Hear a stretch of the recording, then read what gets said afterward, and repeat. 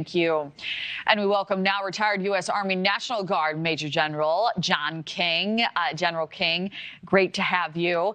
So, one critique of this deployment to Good morning, Memphis, Kelly. as you know, good morning to you, sir, is that it's going to cause chaos in the streets. What will troops be tasked with on the ground specifically? Do you see this as necessary action in Memphis? Kelly, I see the need, the desperate need. I know Chief Davis, the chief of police in Memphis. She's an extraordinary, very highly qualified police chief. I served with her in the Atlanta Police Department.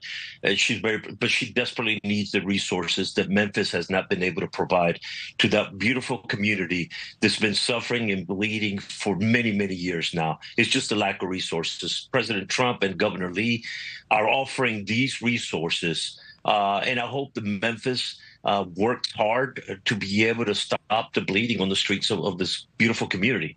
Remember, our National Guard soldiers are not strangers. They're the sons and daughters of Memphis, of Tennessee, who are serving twice, not only as citizens, but also serving in uniform to protect their communities, to protect their nation, and to protect their state.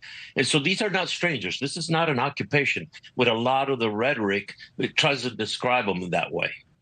Well, I want to highlight some of the pushback. Tom highlighted it. We heard it in our last hour from a councilwoman who strongly opposes these moves. She calls this deployment a waste of resources, not getting to the root of the problem. What are your thoughts on some of those critiques, that this is the wrong approach? That is a typical left-leaning approach. They see the military, they see the National Guard as the enemies of peace. And contrary to that, they are the guarantors of peace and security in the community. Look at Washington, D.C. Look at the dramatic drop in violent crime. Yes, the crime has dropped in Memphis in a just very shortly. But believe me, there's still people bleeding and dying in the streets of Memphis unnecessarily.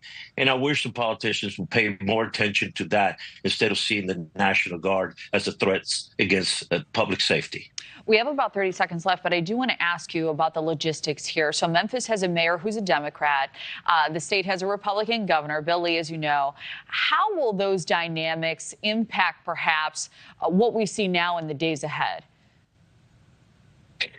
The National Guard soldiers are going to be part of a task force that's going to be not only federal law enforcement, but also the Memphis Police Department. Chief Davis has got a long experience working with National Guard soldiers. She did it in Atlanta when she was in the leadership of the Atlanta Police Department.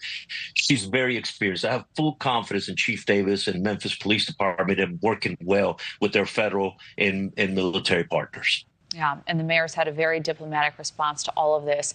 Retired U.S. Army National Guard Major General John King, thank you.